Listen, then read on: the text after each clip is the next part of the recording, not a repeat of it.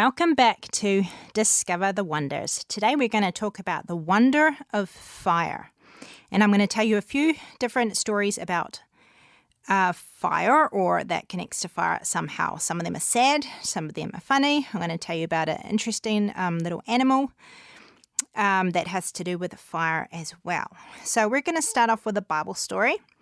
So last week we had the story of Abraham and Sarah, and they had 3 special visitors. And they had exciting and unbelievable news that Sarah, in 9 months' time, was going to have a baby. So that was really exciting news, but it was hard to believe because Sarah was way too old to have a baby. So it wasn't really possible. But the strangers said, "Is anything too hard for God?" And so, because with God nothing is impossible, God would keep his word, and it was God who was giving this promise. So these were 3 special visitors. So now it was time for them to go, and Abraham started walking with them. And they walked up somewhere where they could overlook the city of Sodom and Gomorrah, the cities of Sodom and Gomorrah.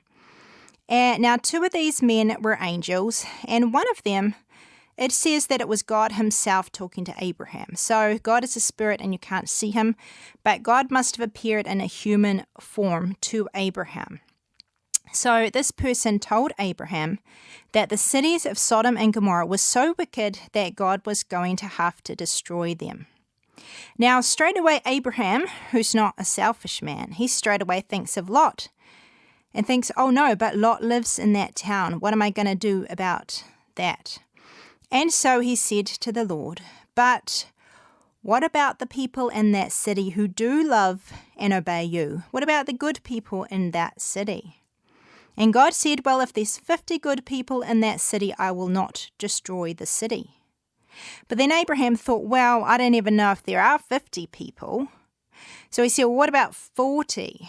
And God said, if there's 40 good people in that city, people who love and listen to me and obey me and love each other, then I will not destroy the city.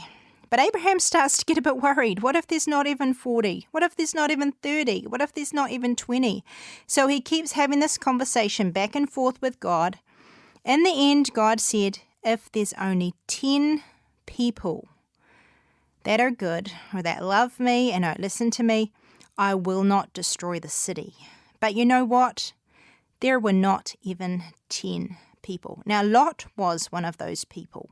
Even though Lot was living in this place, which was not a good choice of his to go live there because it's affecting his family, but Lot did love God, and he did not like all the things that were going on in this town. And so the 2 angels, they went on to these cities to warn Lot. And so when they get there, Lot is busy. He's at the gates, and that's where their men would do a lot of their business. And he saw these 2 men coming, and just like Abraham, he got up to go meet them. And he welcomed them, and he invited them to come and stay in his house. And they said, oh, no, it's fine. We can just stay, downtown. We can just walk around. And he said, no, you've got to come and stay with me. So he insisted that they come and stay with him. So he was very hospitable as well, and he took care of them. But that night, some of those wicked people from that city, they came and they banged on Lot's door and said, we saw you have some visitors, bring them out. And those men wanted Lot to bring out the angels so that they could mistreat them. And Lot was trying to stop them, and he stuck his head out the door and was trying to reason with them, and these guys were going crazy. That's how wicked they were. And so the angels pulled Lot back inside and locked the door to keep him safe. And they say, right, that's it. God has seen all the wickedness of this city. You and your family need to get out as fast as you can, because God is going to destroy this city. And so they had to tell Lot's children, and some of his daughters were married, so they had to tell the son-in-laws as well. But the son-in-laws just thought it was a big joke. They thought nothing's going to happen to our town. They didn't believe the angels. They didn't believe Lot. And so they chose to stay there even though they were warned. But Lot got his wife and his daughters, and they wanted to take all their stuff. And so Lot and the angels were saying, hurry up, we've got to get out of here really fast. And so finally they got out of the city, and the angel said, hurry up and don't look back. They just had to concentrate on obeying God and getting away from there as fast as they could. So they started to. But Lot's wife, she did not want to leave the cities, and she did not take the angel seriously. So as she's going away, she stops and she turns around and she looks longingly back. And we need to take God seriously, because God does do what he says. And even though she got out of the city in time, she died and she became a pillar of salt. But God did also keep his promise to the cities, and he rained down fire and brimstone. Brimstone is like sulfur. So that's what happened to that city because of their wickedness. But God remembered Lot and brought Lot out. And you know what? Our world is also evil and wicked, and our actions do have consequences. They do deserve God's wrath or judgment or justice, just like in the city, like in this story. But God remembers those who will trust in him like Lot did and who will obey him. So that's something we can learn from this sad story. Okay, but I'm going to sing a song. It is actually a verse, and it's like the last verse in this story. And it came to pass when God destroyed the cities of the plain, that God remembered Abraham and sent Lot out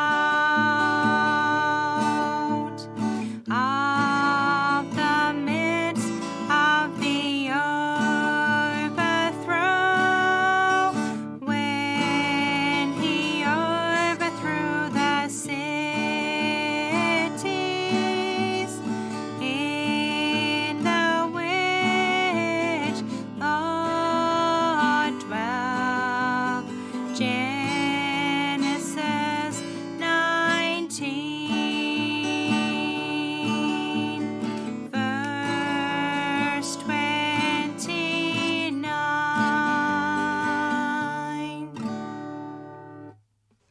So now let's talk about fire. Is fire a good thing or a bad thing? Fire can be either or both. Fire can be a really good thing. We can cook on a fire, and back before there were ovens and electricity, people would use fire to cook their food on. And if you're camping, you can use a campfire. Fire also gives warmth. Our home is heated in the winter with a fireplace. So fire is a good thing. It can keep you warm. A fire can save lives. Think about if you're out somewhere and it's freezing cold, a fire can keep you alive. It can save your life. There's also things like the other day we had a little fire pit outside our home, and my children were toasting marshmallows. So that's something fun you can do with a fire. A fire is also light, and a fire can also protect. So like if you're camping somewhere where there are wild animals, a fire can keep you safe because the animals don't want to come by the fire. And fire can also purify. So like gold is put through the fire, and that burns off all the bad stuff, and it makes the gold clean or refined. So fire can be a really good thing, and it's something good that God created. But fire can also do damage as well. So fire can take lives. Fire can burn homes. It can burn like forests. There can be forest fires, and also fire can just spread and get really out of control. One time I was at my mum and dad's, and they do a lot of campfires, and where they live there is a lot of rain, so it's not usually that dry.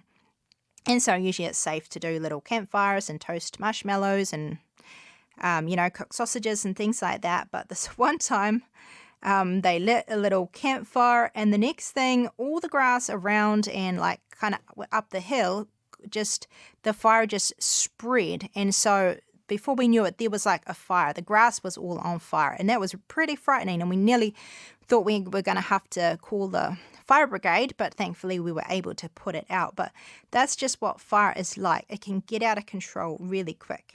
And you know, the Bible says that our tongues are like a fire.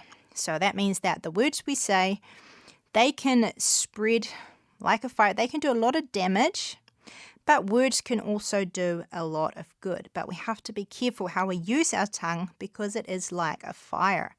And so if you think of gossip, if you tell a story about somebody that's not very nice, that can be like a wildfire. That can spread around from tongue to tongue, and it can cause a lot of damage. It can ruin somebody's reputation, can cause a lot of hurt. So we have to be careful how we use our tongue.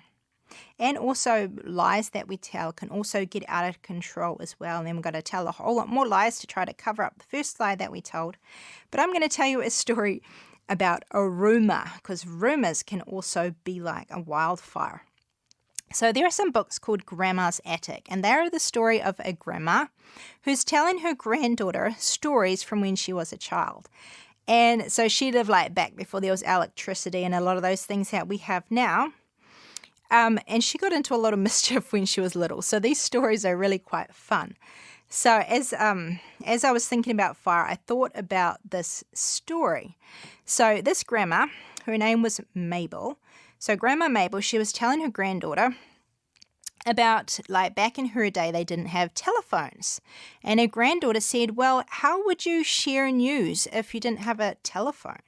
And I guess back then they also didn't have, you know, like mobile phones and email and all of that. So the granddaughter said, how did you share news? And Grandma Mabel said, oh, we shared news, all right. News got around really fast. And you know what? She said, sometimes news even got told before it happened. And her granddaughter said, how could that happen? How could news get spread around before it even happened? And so the grandma told her this story, and it is a story of a rumor. So Mabel, when she was little, she had a very good friend called Sarah Jane. Sarah Jane was her best friend. But anyway, on this day, Mabel had a peddler visiting them. So the peddler would come and he would have like a horse and a wagon and be full of all sorts of interesting stuff that he would sell. So it was a little bit like having a little shop come to their farm. So Mabel lived on a farm. And the peddler was a very handy man, so he could fix all sorts of things. So they would bring him things that needed fixing, and they would look through all the stuff that he had to sell. And so it was always a very exciting day whenever he'd come, which is not that often. So Mabel and her mum would like to look through the things, just like looking at a shop. And then he would have dinner or lunch with them, and then he would tell them all the news because he was traveling from house to house. And so he would hear what was happening around the area and around the country. And so as he was eating dinner with them, they would say, hey, did you meet this family? How are they doing? And what's their news? Anyway, he happened to talk about one family, and he said that their daughter Ruth, had brought some material for a wedding dress. Now, Mabel's ears pricked up because that girl Ruth was getting to know Sarah Jane's oldest brother. So they were in a relationship with the purpose of getting married, but they weren't engaged yet. And so she heard the peddler say that Ruth had brought some material to make a wedding dress. And she said, hey, I didn't know that they were engaged already. And so she asked her mum, and her mum didn't know either. And they thought, well, and Sarah Jane, Mabel said, Sarah Jane never told me that her brother is engaged. And somebody at the table said, well, maybe she doesn't know. Maybe her brother didn't tell her. And so Mabel looked at her brother, because she had two brothers, and said, you would tell me if you were getting married, wouldn't you? And he looked at her in disgust and said, more likely you'd probably tell me. So anyway, Mabel was thinking about this, so the next time she saw Sarah Jane, she said, how come you didn't tell me your brother was getting married? And Sarah Jane said, what? My brother's not getting married. And Mabel said, yes, he is, because I heard that Ruth was buying material for her wedding dress. And Sarah Jane said, no, my brother's not getting married yet. because I heard him tell Dad that he's not going to get married until he's 20 and he's only 19 now. And Mabel said, well, then maybe Ruth is marrying somebody else. And Sarah Jane said, no, she can't be. She wouldn't be seeing my brother if she's going to marry somebody else. And they just saw each other really recently. So then they thought, well, maybe they are getting married. Maybe they just haven't told us yet. So then, remember, this is just a rumour. So they thought, let's plan an engagement party. Let's plan a party to tell everybody that they're going to get married. And so these two girls started to plan a party at Sarah Jane's house. Anyway, Mabel's mum heard about this and said, what's all this about a party? What is it even for? And does Sarah Jane's parents know? And Mabel said, oh, I'm sure they'll find out about it, because they hadn't even thought to tell their parents. And Mabel's mum said, what is this party even for? And Mabel said, it's a party to celebrate that Caleb and Ruth are getting married. It's a surprise party. And her dad said, well, it is a surprise, especially since they're not going to get married for another year and they're not even engaged yet. And Mabel was like, what? And so the mum said, how did this happen? How did you think that they were engaged? And anyway, she told her mum that she'd guessed from what the peddler said that they were getting married. And her mum said, oh, Mabel, he said a wedding dress. She was buying cloth for a wedding dress, not her wedding dress. So Ruth was buying material, must have been for somebody else's wedding dress, and Mabel had just assumed that she was buying it for her own wedding, and her and Sarah Jane had started spreading a rumour that this couple were getting married and they weren't even engaged yet. So her mum was like, you're going to have to go and tell Sarah Jane's mum and dad what you have done, and you're going to have to start uninviting all the people that you've invited to this party. And so Mabel learned a lesson not to spread stories that she didn't know for sure was true. So we've got to be careful not to spread rumours. But also we've got to be careful, we might spread stories that are true but that are unkind, that hurt other people. So we've got to use our tongue. Got to remember that our tongue is like a fire, and so we've got to use it to do good. But I'm just going to sing you a song, and it's called Stretching the Truth, because that's the bad way we can use our tongue. God rejoices in a truthful tongue. He sends his blessing on the honest one. Truthful lips are the Lord's delight. God is honored when we do right. Stretching the truth is a dangerous game. It's sure to bring you lots of grief and shame. You'll never get by with a little white lie. So don't go stretching the truth. Learn this lesson if you're old or young. The Lord's dishonored with a double tongue. Stretch the truth and your lie will grow. Soon it changes to a deadly foe. Stretching the truth is a dangerous game. It's sure to bring you lots of grief and shame. You'll never get by with a little white lie. So don't go stretching the truth. Don't go stretching the truth. Now, the Bible is also like a fire. A fire gives you light, and it also kind of comforts you, like the fire. The warmth of a fire can cheer you up when it's dark and gloomy. We love sitting by the fire when it's cold and dark outside. You know, the Bible is like that too. The Bible is filled with encouragement, and it can cheer us up when we feel down. And it also gives us light and shows us what to do and shows us the way. But now I'm going to tell you about a really neat little animal. And in a minute, I'm going to tell you a story about an Australian family.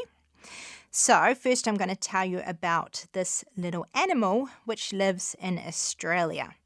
So this animal is called an echidna, and it's a bit like a mix in between a porcupine and an anteater.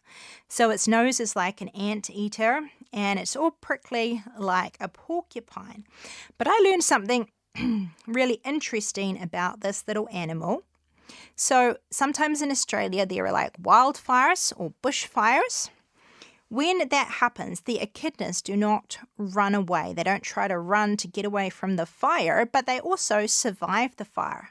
So they survive the fire by digging down deep into the cool soil, and then they go to sleep. So they kind of like hibernate. So they go into a deep sleep, and when they do that, their body temperature cools down and their heart rate, slows down. And so they survive the fires by digging down into the dirt. And so if they don't dig far enough, sometimes like their spikes get a little bit burned off, but they still live. And I thought that was neat because, hard times that happen in our life can be like fires, and that's dangerous. It can kind of damage who we are and how we treat people, and can make us angry and bitter. But if, like that echidna, instead of trying to run away from the trials, if we dig into the Bible, where if we remember God's promises and we trust in God, then we are like that echidna hiding down in the soil. And if we trust in God, then God helps us so that we come out of those trials and we actually come out better off.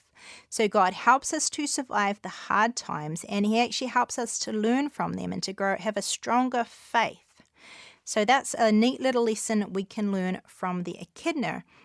And the story that I tell is of a lady and a man, and the lady in this story and her daughter are a little bit like the echidna. They trust in the promises of God, and God helps them through a really hard time. So this family, first we'll start off with the man when he was a child. His name was Graham, and he grew up in Queensland in Australia. Now, when he was young, he heard about lepers, so people with leprosy. He heard somebody talk about India, and he saw a photo of a boy with leprosy. Now, leprosy is a horrible sickness, and it's a bit like a skin disease as well. It kills the nerves like in your fingers and in your toes and in your face. And so like you can burn your fingers or you can damage them and you don't even feel it. And so that can make you look really awful, like if you lose your fingers and toes and things like that. So Graham saw a photo of a little boy, and it really bothered him. And instead of just enjoying his own life, he thought about this boy, and he thought about all the people in India who had leprosy, and he really wanted to do something for them, and he wanted to help them.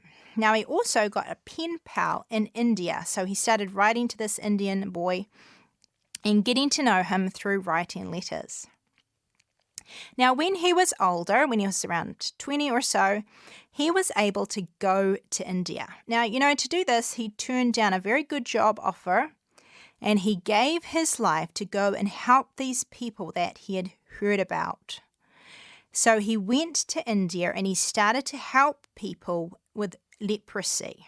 So thankfully today there are cures and ways to help people with leprosy, but in India there were still a lot of people who needed help, and they were not treated very nicely.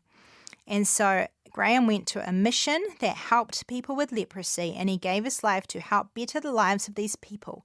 But not only their bodies, he didn't only care about their bodies, he cared about their souls too. So while he helped them physically with the leprosy, he also told them about Jesus. He wanted them to know the person who was special to him. He wanted them to know about the Bible and all the promises in the Bible and how God can heal us from our sin and clean us from our sin, and not just help us from leprosy. You know what? Graham was a little bit like Jesus, because Jesus cared about lepers when he was on earth, and he even healed lepers. But anyway, Graham later on met another lady who was a missionary in India, and she was actually Australian too. So she came to India from Australia as a missionary, and then she ended up meeting Graham, and they got married and did the work together. Now, they both lived very close to each other in Australia, and yet they never knew each other there, and now they've come to India and they get married and they work together with lepers. Then they had 3 children. And when those children had grown up a little bit, something very terrible happened. So Graham and the 2 boys were on a trip. They were going to a camp somewhere. They were spending the night in their Jeep. Now, there were some men who were very angry against Christians, and it was because they had heard rumors. They had heard rumors that Christians or missionaries were forcing people to become Christians. Now, do you know that's not even true? Real Christianity is a relationship with God.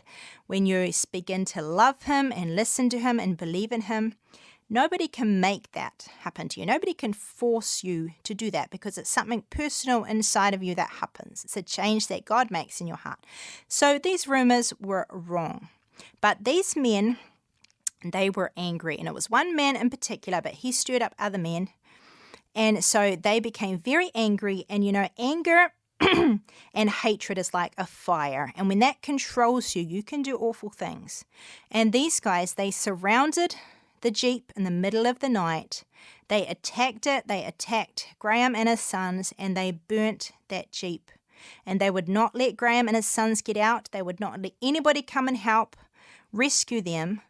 And so Graham and his two sons died in that Jeep, and yet they'd come to India to help people. Now, it's a very sad story, but you know what? I'm going to read what Gladys says after this happened. So how did she respond? She said, "I have only one message for the people of India. I'm not bitter, neither am I angry.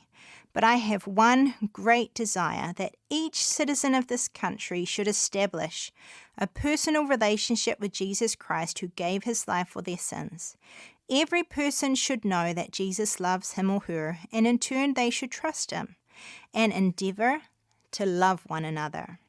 Let us burn hatred and spread the flame of Christ's love." You know what? God's love is also like a fire. And when we're controlled by God's love, when we love God and love other people, then we will do wonderful things. We might do things that other people think are strange, like giving your life to go help other people, turning down important jobs to just go help other people.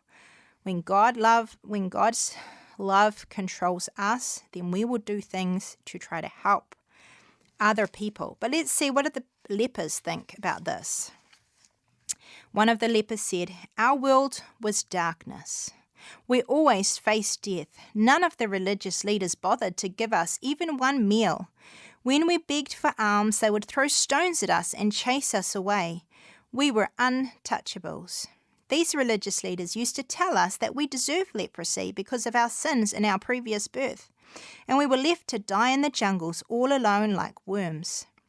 But then came Staine's dada, that's what they called Graham Staine, and his friends. They stretched forth their hands of mercy and took us to the leprosy home. There we saw the love of God. Dada and his wife would personally wash our sores and dress the wounds with medicines, and when we were cured, they would teach us some skills and give jobs to us. Is this wrong? What did he do that he should be burnt alive? They even killed Philip and Timothy. What loving kids. They used to come and play with us lepers, the outcasts of society. And let's see what Esther, she was the girl who was with her mum. This is what she said at the funeral. She said, "I praise the Lord that He found my father worthy to die for him." So God's love is like a fire. And God's love in us can help us to forgive people who do horrible things like that. You know what? When Gladys heard what had happened, even though she was heartbroken to lose both her two sons and her husband at the same time in such a cruel way, she prayed for God to forgive those people who had done that. So she was full of God's love for people. I'm just going to finish off singing a song that was sung at the funeral, and it's called "There's Not a Friend Like the Lowly Jesus. No, not one, no, not one."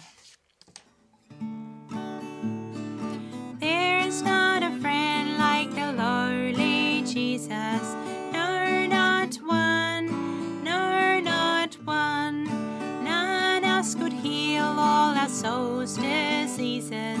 No, not one, no, not one. Jesus knows all about our struggles. He will guide till the day is